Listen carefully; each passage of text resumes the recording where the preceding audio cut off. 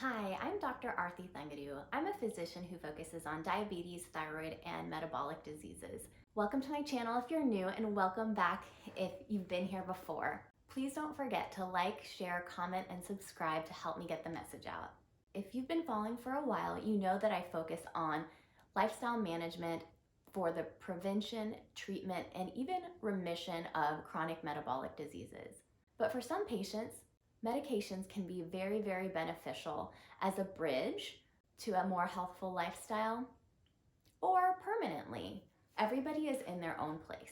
Please check out my video on insulin resistance if you haven't yet. That gives you the basics for a major cause of type 2 diabetes. And I'll be alluding to some of the concepts we touched upon in that video today. So today is on GLP-1 receptor agonists. So that stands for glucagon-like peptide receptor agonists. These are a newer class of diabetes medications that we've been using more frequently for the past about 10 years. More and more seem to be coming available every few months, and so I think it's a very important class of diabetes medications for both patients and providers to be familiar with. These medications are injectable medications for the most part. There is one oral glucagon-like receptor agonist. Most of these medications nowadays are given in once weekly injections. There is one that is a once daily injection. That's an older one. So how do these medications work?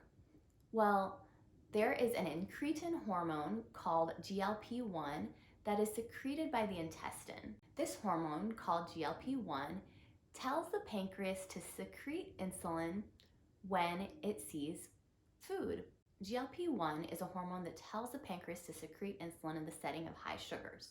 GLP-1 also improves satiety by slowing down gastric motility, so your food doesn't move through your GI system as fast. These medications help potentiate that effect, and so insulin is secreted only when your body needs it.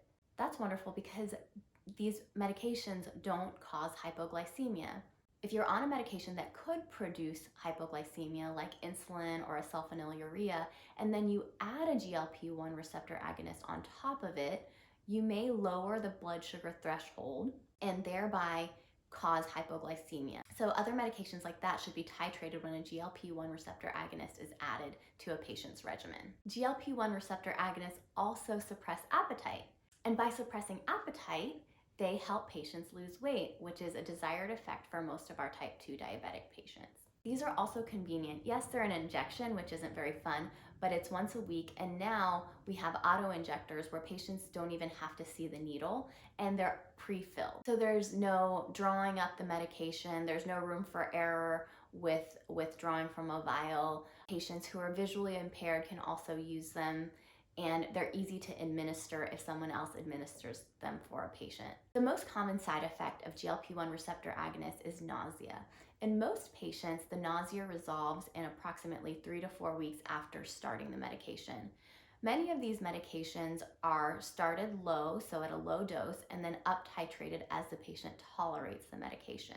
A side effect that we all get nervous about, but that is very rare, is something called pancreatitis. So if you've had pancreatitis in the past, these medications are not recommended. There's also a theoretical increased risk of medullary thyroid cancer. This was seen in rodents because GLP-1 regulates the activity of C cells in rodents. This has not been seen in other animal studies or in human studies.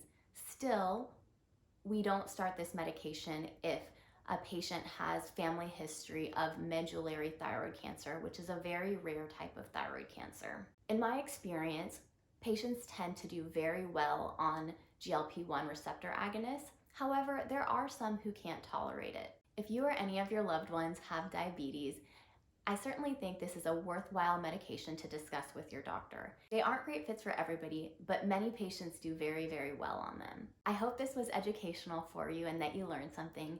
Thank you for listening. Please don't forget to like, share, comment, and subscribe to help me get my message out. Thanks so much for being here.